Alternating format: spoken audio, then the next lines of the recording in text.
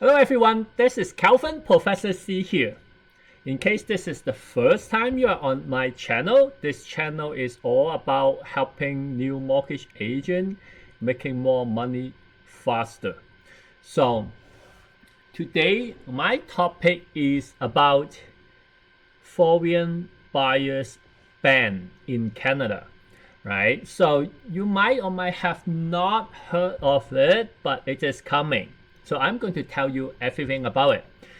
Now, before you continue on, if you want to get more information about how to be a great mortgage agent, I do have a book that you see on screen on Amazon selling. It will teach you step-by-step procedure and exactly what I do every day on every single cases.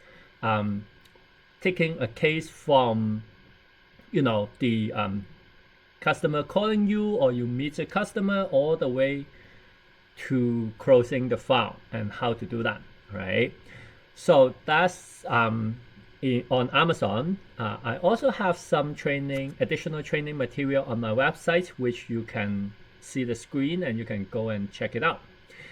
Anyway, without further ado, let's look at what is coming up on the foreign buyers ban. So on the screen, as you can see right now, we are on the Government of Canada website. Most of the time I like to first go to the official website and take a look at what they say, because at the end of the day, that's the law and this is the government website. What is more accurate than information coming from this website, right? And a lot of the time, not only that, but the tips is you can send this link to your potential client or real estate agent, like your referral source or your potential referral source.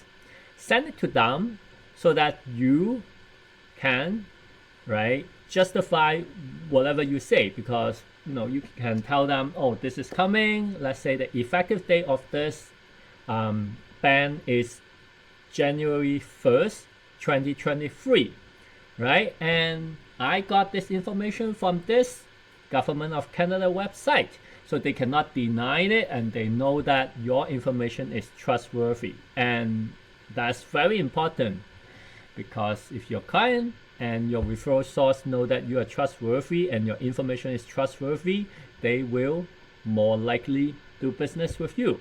Okay, so as you can see on the screen, this is what we call the foreign buyers ban, or the whole thing is called prohibition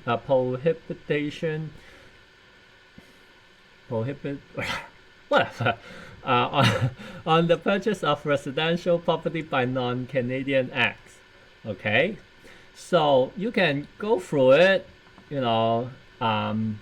Sometimes the government websites are very legal language wise, right? So they have definition and all that. Minister is what it means, like a lot of lawyers language, but it is what it is. So you can read through about it, okay? But I do find another website that is pretty easy to understand. They did a very good job on explaining what it is, and this one is the CMHC website. Both of these websites, the link, I will link it to the description of this video, so you can go check it out and maybe bookmark it.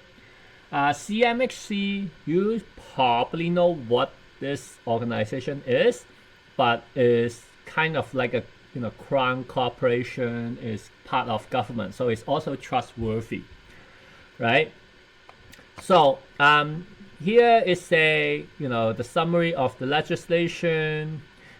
Basically, it restricts, the number one thing you need to know is it restricts non-Canadian from purchasing residential property for 2 years in Canada. So the effective date is January 1st, 2023. So 2 years, I assume, would be December 31st, 2024, I guess. right? So that's 2 years. So that's first thing you need to know. The second thing is this act does not affect the Canadian, like Canadian passport holder and permanent resident. So that's the second point that you need to understand. And there may be some exemption on those groups, right? So we'll take a look at the exemption a little bit later on. For those people who do not follow the laws, they can be convicted of a fine of up to $10,000. That's that. Now, this FAQ is more important, I think, right? When will the ban come into effect, basically? And it's January 1st, 2023. Who will it ban for the purchase of residential property, right? It will actually apply to non-Canadian directly or indirectly purchasing residential property. So, in a company name and all that. Once again, Canadian citizen and permanent resident is not subject to this ban. Okay. Now, we mentioned that there will be some exemption, and the following are some exemptions. For example, let's talk about this first. Individual with work permit residing in Canada. So, if you are a work permit holder, right, then you're not Canadian citizen and you're not permanent resident. So you're, foreign people. But if you have that work permit and you are working in Canada, you're living here and working here, then you are exempt from this ban. You can still buy a property in Canada, right? Now this one is a little bit more, I don't know, the wording sounds a little bit more weird. It says international student on the path to permanent residency. So for me, I would think that it means if you are holding on to a student visa and then you are living here in Canada, studying here, then that should be it. But on the path to permanent residency probably means that you need some proof showing that you are applying for permanent residency. They still have not come out with the details, so we do not know what to expect on that, but that's how I interpret it right now, as of now. Okay, and right now it's middle of October. And then some refugee, as well as maybe some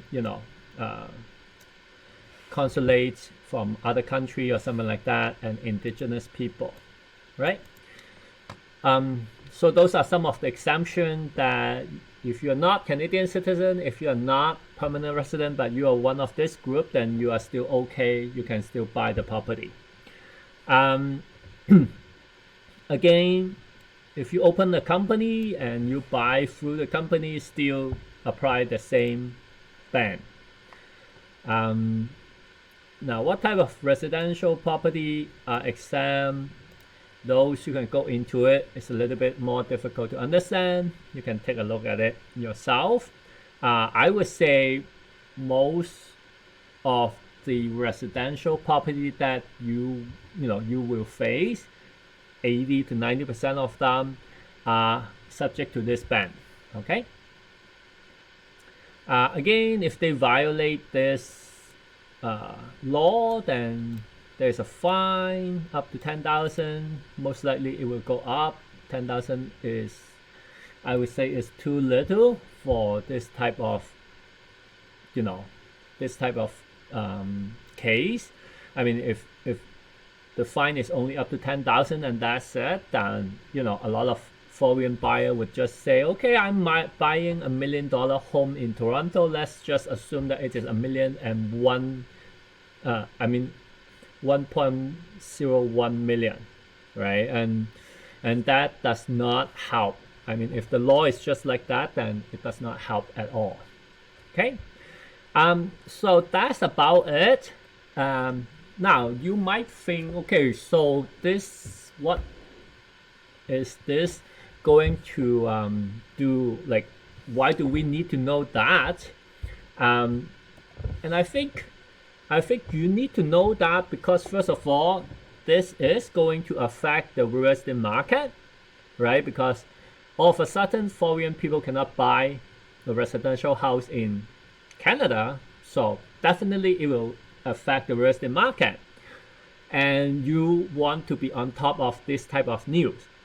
And second of all, you most likely, because this one, I find that this information is not yet highly published. Not a lot of people, like I speak with a lot of other people, they do not know that it is coming. So if you know, then you can be the one that provide the information to them, right? And you can point them to this website to take a look at it.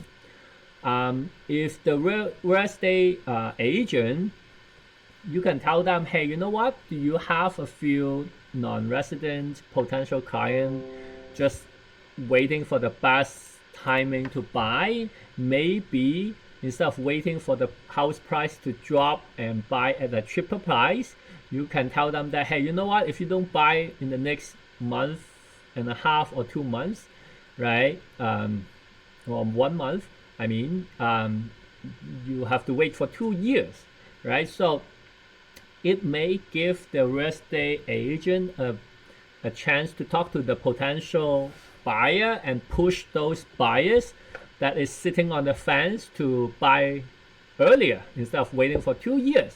And in turn, you know what? If you actually tell the real estate agent about this information and they actually can push one of those clients on the fence to buy, you know who will do the mortgage?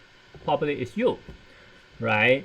And not only that, but your real estate agent would be very happy about it because he has extra sales and he would probably send all his future clients to you to do the mortgage. So, you know, that's the whole reason why you need to know this and why I am telling you this information on my channel. So, if you like this content and all the other contents that is in my channel, you can subscribe to my channel, you know, like, and if you have any question, you can put it on a comment. Okay? And I will see you next month.